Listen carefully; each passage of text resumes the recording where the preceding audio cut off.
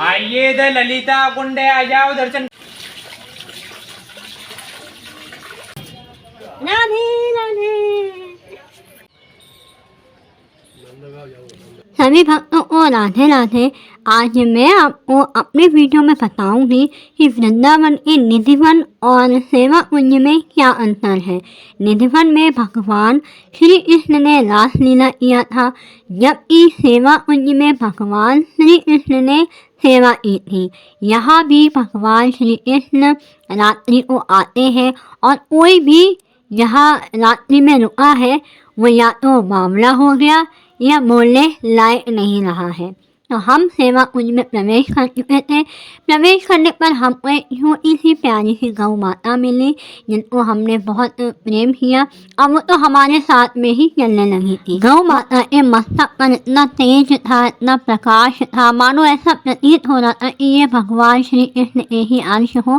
वो गौ माता हम लोग के साथ में ही जाने की जिद करने लगी थी। इसके बाद हम लोग सेवा कुंज के अंदर प्रवेश कर चुके थे। तो अब हम बताएंगे सेवा कुंज के रहस्य के बारे में। सेवा कुंज के अंदर प्रवेश करके ऐसा लगता है मानो हम दूसरी दुनिया में ही प्रवेश कर गए हैं। सेवा कुंज की खासियत यह है कि इस क्षेत्र का आधुनिकीकरण नहीं किया गया है। राधे राधे। अब तो इस निकुंज वन को वैसा ही रखा गया है जैसा यह स्थान 5000 साल पहले था। इसके लिए यहाँ के सेवकों की जितनी सराहना की जाए उतना ही कम है। सेवा कुंज में सीधे जाने पर सबसे पहले दिखेगा रास मंडल, जहाँ किशोरी जी भगवान श्री कृष्ण एवं उनकी सखियाँ रास मंडल का आनंद लेते हैं। इसके आसपास बहुत सुंदर घने कुंज है, पेड़ है। जो कुंज है उन्हें गोपियाँ माना जाता है। यहाँ के सुंदर वृक्ष और लताओं को देखकर ऐसा प्रतीत होता है कि सभी गोपियाँ दंडवत प्रणाम करने की मुद्रा में अपने शीश को झुकाए अपने इष्ट को प्रणाम कर रही हो और व्रजरज को अपने मस्तक पर धारण कर रहे हो।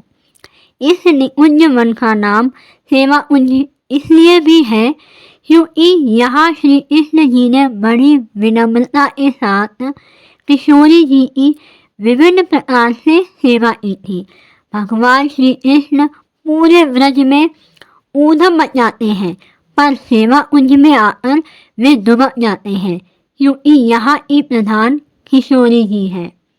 ग्रंथों में भी ये कहा गया है कि सेवा कुंज वृंदावन के मध्यमतरी घाट से नंदगांव तक फैला गया है, जिसके अंदर गोवर्धन, नंदगांव, बरसाना इत्यादि स्थान आते हैं।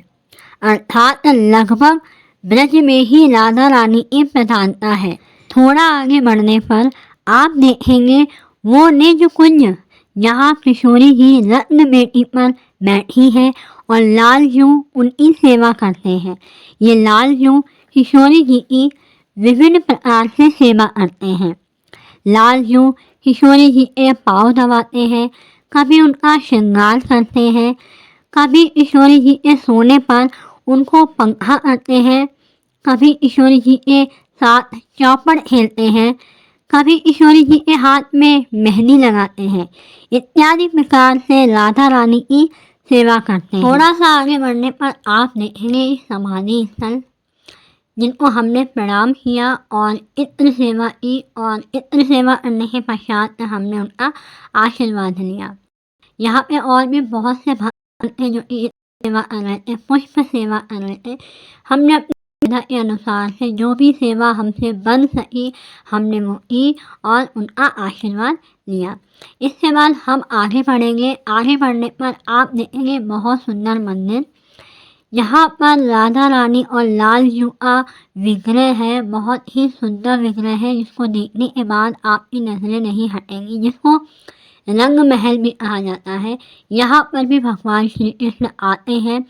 उनका झूठा दातून, झूठा लड्डू, चबाया हुआ पान, सारा कुछ बिखरा हुआ मिलता है। बाकायदा उनकी सेज सजाई जाती है, जहाँ पर साड़ी पूरा श्रृंगार का सामान रखा जाता है, जो कि अगली सुबह ताला खोलने पर सब कुछ बिखरा हुआ मिलता है।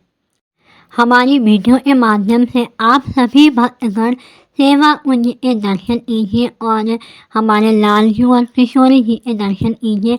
जितना हमसे हो सक रहा है हम अपनी वीडियो में दिखाने का प्रयास कर रहे हैं।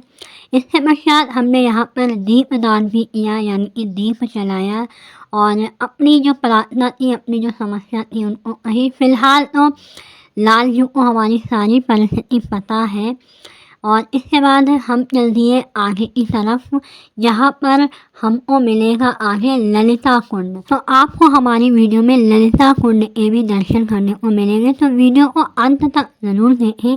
यह जो मंदिर है, बहुत से भक्तगण हैं जिनको नहीं पता है कि यह जो मंदिर है सेवा कुंज वो कहाँ पड़ता है।